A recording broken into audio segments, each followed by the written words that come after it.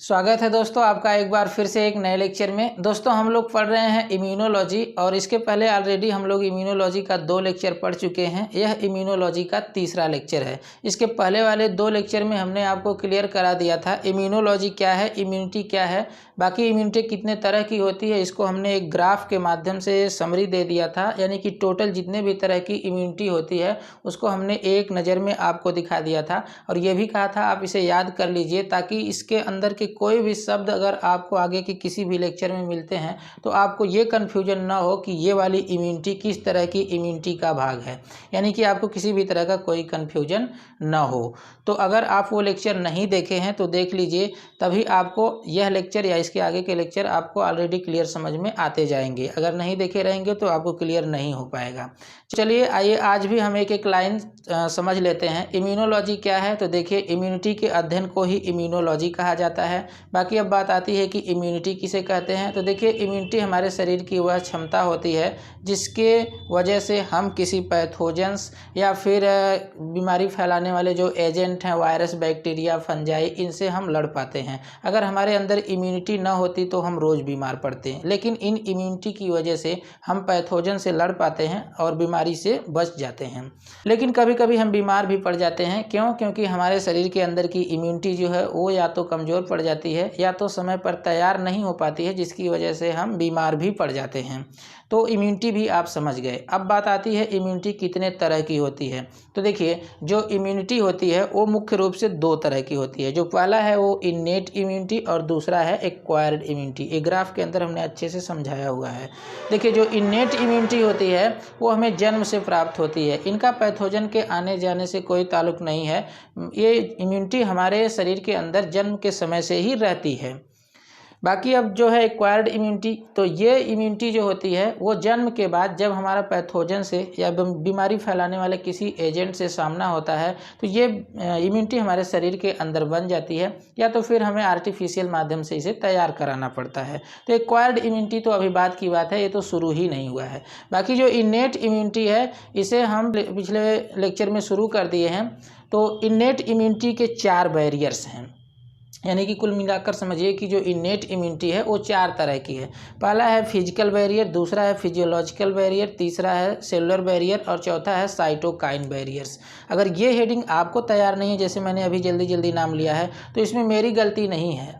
100% इसमें आपकी ही गलती है, क्योंकि मैंने कहा है कि पीछे वाले 2 लेक्चर को आप फॉलो कर लीजिए और याद कर लीजिए, तभी आपको इस तरह से याद हो पाएगा।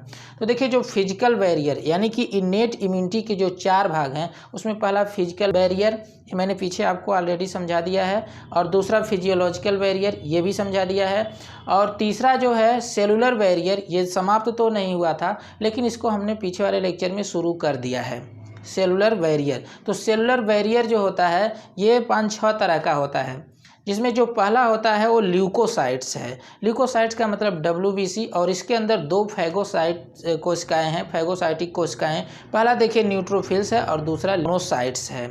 आप जो है अगर नोट्स बनाए होंगे तो आप सामने नोट्स को रखिए और देखिए पूरा जितनी भी हेडिंग है सब एकदम सीरियल वाइज क्लियर होती चली जाएंगी, कोई आपको कन्फ्यूजन नहीं होगा। अगर आप अचानक से आकर के पहला दूसरा लेक्चर नहीं देखे हैं, तीसरा देखने लगे, तो आपको ये हेडिंग कहाँ से मिलेगी। अभी इसमें एक शब्द आया है मोनोसाइट्स, आप कहाँ से पाएंगे मोनोसाइट्स। तो आप क्रम से लेक्चर देखिए जिससे आपको क्लियर होता जाएगा। तो सेलुलर बैरियर जो 5-6 तरह का होता है उसमें पहला ल्यूकोसाइट्स है, इसको हमने पीछे क्लियर करा दिया है क्योंकि यहाँ नंबर देखिए दूसरे से है। पहला वाला इसके पहले मैंने बता दिया है। दूसरा देखिए क्या है, मैक्रोफेजेस। सेलुलर बैरियर का जो दूसरा भाग है वो मैक्रोफेज, और तीसरा जो है नेचुरल किलर सेल्स, चौथा कंप्लीमेंट सिस्टम, और 5वां इन्फ्लामेशन, और 6वां जो है फीवर है। बाकी जो है जब ये सेलुलर बैरियर समाप्त हो जाएगा तो आखिरी जो आएगा साइटोकाइन बैरियर्स, तो इसको हम अभी बता देंगे। तो पूरा इन्नेट इम्यूनिटी समाप्त हो जाएगी, यानी कुल मिलाकर समझिए कि आज हम इन्नेट इम्यूनिटी को समाप्त कर देंगे। इसके बाद हम एक्वायर्ड इम्यूनिटी, वो ज़्यादा बड़ी नहीं है, उसको हम एक ही लेक्चर में बता देंगे।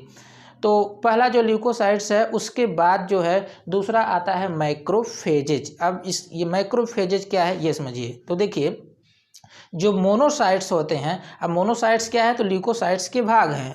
ल्यूकोसाइट्स में 2 तरह की कोशिकाएं, न्यूट्रोफिल्स और मोनोसाइट्स। तो यहाँ पर हम मोनोसाइट्स की बात कर रहे हैं।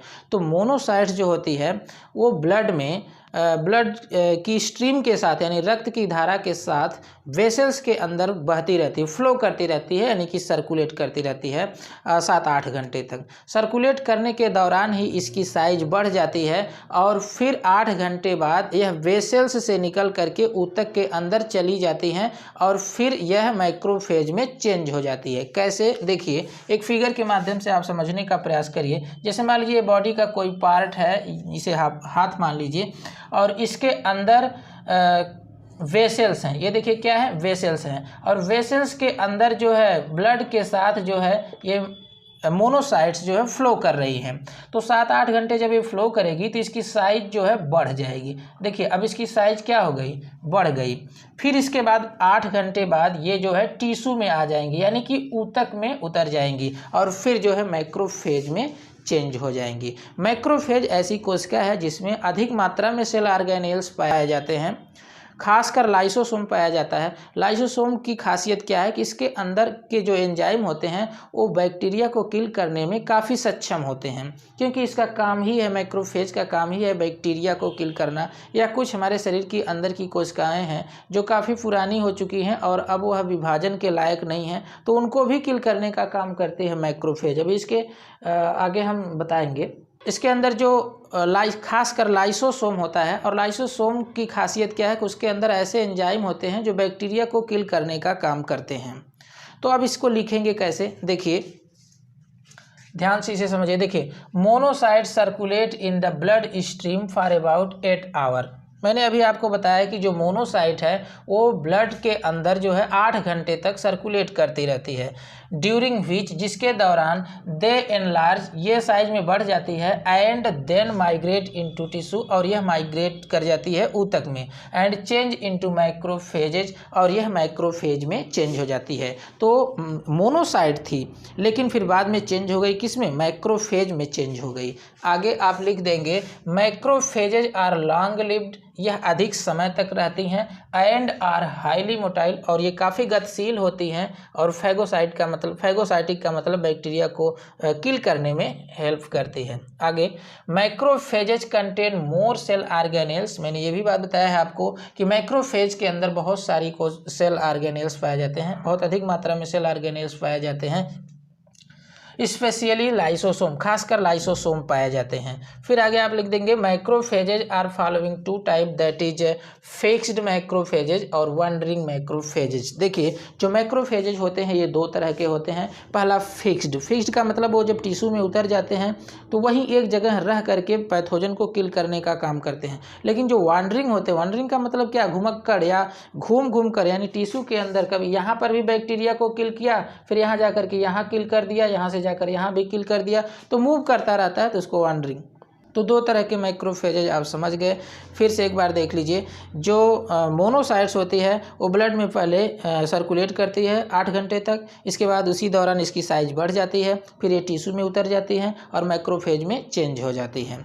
और जो मैक्रोफेज होता है इसके अंदर अधिक मात्रा में सेल ऑर्गेनेल्स यानी कोशिकांग पाए जाते हैं, जिसमें खासकर लाइसोसोम पाया जाता है, और लाइसोसोम जो है किसी भी बैक्टीरिया को किल करने के लिए ज़्यादा रिस्पांसिबल होता है। 2 तरह की मैक्रोफेज होती हैं, फिक्स मतलब जो एक जगह रह करके काम करें, और दूसरा वंडरिंग यानी कि घूम करके पैथोजन को किल करें। तो एक आपको क्लियर हो गया। अब दूसरा आपको क्लियर हो गया। अब तीसरी जो हेडिंग है यानी कि सेलुलर बैरियर का जो तीसरा भाग है वो है नेचुरल किलर सेल्स। देखिए नेचुरल किलर सेल्स जो होती हैं ये एक प्रकार की लिम्फोसाइट है। जैसे आप टी लिम्फोसाइट और बी लिम्फोसाइट का नाम सुने हैं, उसी तरह से नेचुरल किलर सेल्स भी एक प्रकार की लिम्फोसाइट होती है। लेकिन इन कोशिकाओं के अंदर या इन कोशिकाओं पर, किस पर, नेचुरल किलर सेल्स पर एंटीजन के लिए रिसेप्टर भाग नहीं पाया जाता है, इसीलिए ये जो है टी लिम्फोसाइट और बी लिम्फोसाइट से भिन्न होती हैं। तो आप ये बात इसमें दिखा देंगे। देखिए natural killer cells are a type of lymphocyte, यानी जो नेचुरल किलर सेल्स है इसको एनके सेल्स भी कहा जाता है। यह एक प्रकार की लिम्फोसाइट्स हैं, and are present in spleen. कहाँ कहाँ पाया जाता है, तो पहला है स्प्लीन में पाया जाता है, लिम्फ नोड में पाया जाता है, एंड बोन मैरो, 3 जगह यह पाई जाती हैं खासकर। देखिए नेचुरल किलर सेल्स एक प्रकार की लिम्फोसाइट है जो स्प्लीन यानी फ्लीहा में, और इसके बाद जो है लिम्फ नोड में, और इसके बाद क्या है, बोन मैरो में ये पाई जाती हैं। आगे आप बता देंगे NK cells do not have antigen receptor, NK cells के पास एंटीजन रिसेप्टर नहीं पाया जाता है, लाइक जैसे कि B cells and T cells, यानी B सेल्स और T सेल्स भी लिम्फोसाइट है लेकिन इनके पास एंटीजन रिसेप्टर पाया जाता है, NK सेल्स के पास एंटीजन रिसेप्टर नहीं पाया जाता है। अब एंटीजन क्या है, एंटीबॉडी क्या है, ये तो अलग टॉपिक है। ये बस आप इतना ही जानते रहिए कि कोई भी पैथोजन होता है और पैथोजन के ऊपर ये प्रोटीन पाई जाती है, इसे ही एंटीजन कहा जाता है। विस्तार से इसे हम बाद में आपको किसी लेक्चर में समझा देंगे। बाकी आगे देखिए, NK cells causes cellular destruction, NK cells जो है वो सेलुलर डिस्ट्रक्शन यानी कोशिकाओं को नष्ट करने का काम करती है। अब किस प्रकार की कोशिकाओं को नष्ट करने का काम करती है वो आगे अभी दिखाया जाएगा। At least 2 way, that is यानी कि 2 रास्ते से यानी 2 तरह से यह सेलुलर डिस्ट्रक्शन का काम करती हैं, यानी कि जो ऐसी कोशिकाएँ हैं जिनका हमारे शरीर में कोई काम नहीं है या इसके अलावा कुछ पैथोजन जो हमारे शरीर के अंदर एंट्री कर गए हैं उन्हें मारने का काम ये 2 तरीके से करती है। पहला तरीका क्या है ये देखिए, तो देखिए यहाँ पर लिखा है NK cells produce perforins which are chemical, NK cells एक परफोरिन नाम का केमिकल प्रोड्यूस करती है that when inserted into the plasma membrane of microbes. देखिए जैसे मान लीजिए कोई माइक्रोब्स है, ये मान लीजिए कोई माइक्रोब्स है, अब परफोरिन्स जो NK सेल्स निकालेगी वो एंट्री कर जाएगा किसमें, इसी प्लाज्मा मेम्ब्रेन में, इसकी प्लाज्मा मेम्ब्रेन में इंसर्ट हो जाएगा और इसकी प्लाज्मोलाइसिस करवा देगा। प्लाज्मोलाइसिस का मतलब इसके अंदर का जो द्रव्य है, जो वाटरी मटेरियल है, इसको बाहर निकाल देगा जिसकी वजह से बैक्टीरिया मर जाएगा। तो प्लाज्मोलाइसिस करवाने का काम करती है। आगे देखिए दूसरा इसका क्या काम है, another function of NK cells is apoptosis. दूसरा जो इसका फंक्शन है वो एपोप्टोसिस है। इस शब्द को आप याद रखिएगा, कभी कभी इस शब्द के नाम से शॉर्ट नोट पूछ दिया जाता है। एपोप्टोसिस क्या है, ऐसी कोशिकाएं जिनका हमारे शरीर में अब कोई काम नहीं रह गया है उनको नष्ट करना ही एपोप्टोसिस कहलाता है। इससे फ़ायदा क्या होता है कि कोशिकाएं भी नई हो जाती हैं और नए ऑर्गन्स और नए टिश्यू का विकास हो जाता है, तो नए टिश्यू और नए ऑर्गन्स बन जाते हैं एपोप्टोसिस से, यानी पुरानी कोशिकाएं अगर समाप्त होंगी तभी तो नई कोशिकाओं का निर्माण होगा। आगे देखिए, which means natural cells death, which means natural cell death यानी सेल की जो नेचुरल डेथ है, एपोप्टोसिस का मतलब। आगे ड्यू टू एपोप्टोसिस यानी एपोप्टोसिस की वजह से maintenance and renewal of cells, इससे मेंटेनेंस भी होता है और रिन्यूअल ऑफ सेल्स, और सेल नई हो जाती हैं, इसके साथ टिश्यू भी नए हो जाते हैं एंड आर्गन्स भी नए हो जाते हैं, टेक्स प्लेस मतलब हो जाते हैं। तो क्लियर हो गया, एपोप्टोसिस एक नेचुरल सेल डेथ है यानी कोशिकाओं की प्राकृतिक मौत है। इससे फ़ायदा क्या होता है कि रिन्यूअल और मेंटेनेंस होता है हमारे शरीर के अंदर, इसकी वजह से मेंटेनेंस भी हो जाता है, कोशिका ऊतक और आर्गन्स का रिन्यूअल भी हो जाता है, क्योंकि पुरानी कोशिकाएं जब खत्म होंगी तभी तो ऐसा होगा। आगे फिर देखिए है 2 तो आपने देख लिया, तीसरा क्या है, कंप्लीमेंट सिस्टम। कंप्लीमेंट सिस्टम कुछ तरह की प्रोटीन होती हैं जो अन्य प्रकार के एंटीबॉडी के साथ मिल करके पैथोजन को किल करने का काम करती हैं।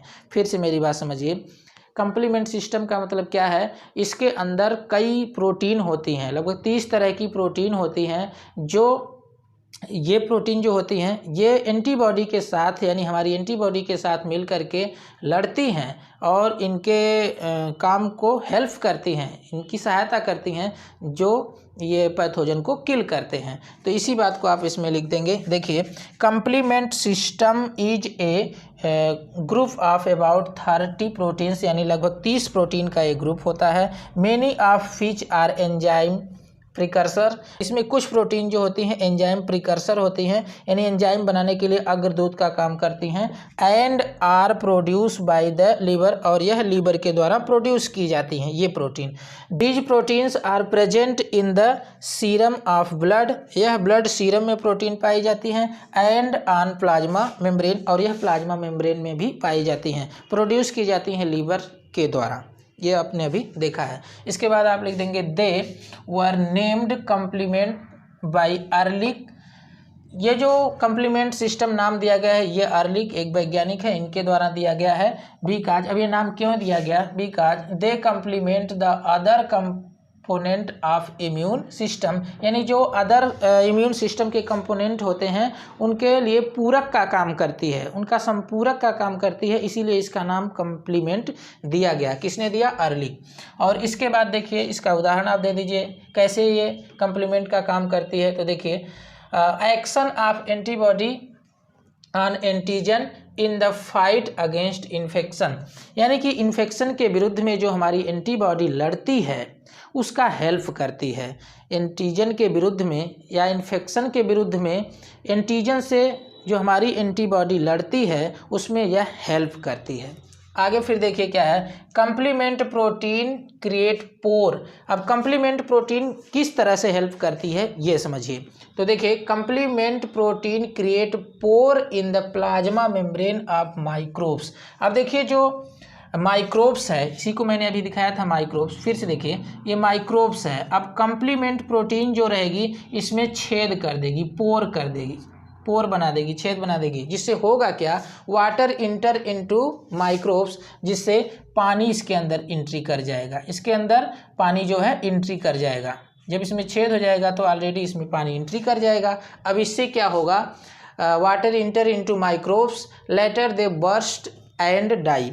और फिर क्या होगा, जब इसके अंदर पानी एंट्री कर जाएगा, पानी घुस जाएगा, तो ये जो है फूलेगी और फूल करके फट जाएगी और जिससे बैक्टीरिया मर जाएगा। तो कितना अच्छा काम कर रही है। कोई भी बैक्टीरिया मान लीजिए हमारे शरीर के अंदर एंट्री किया और हमारे शरीर के अंदर कंप्लीमेंट प्रोटीन है, वो बैक्टीरिया के अंदर कंप्लीमेंट प्रोटीन जो है वो छेद कर देगी। अब उसके अंदर पानी चला जाएगा, पानी जाएगा तो फूल जाएगी और फूल करके फट जाएगी और उसकी क्या हो जाएगी, डेथ हो जाएगी।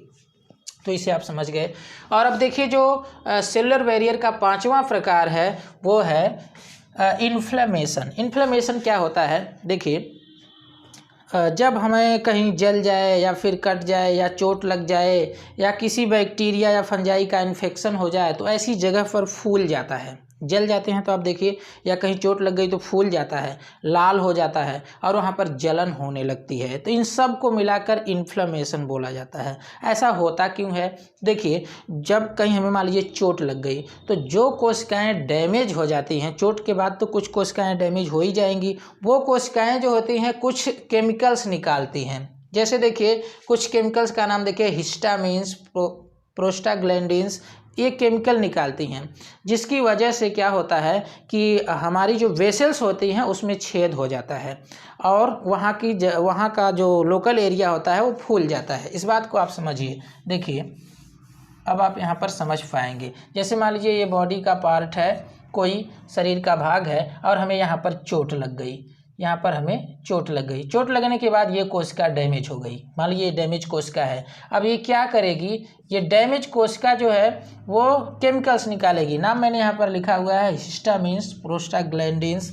ये केमिकल जो है जा करके क्या करेगा, इस वेसल्स को छिद्रित कर देगा, पोरस कर देगा, जिससे और यहाँ पर फूल भी जाएगा।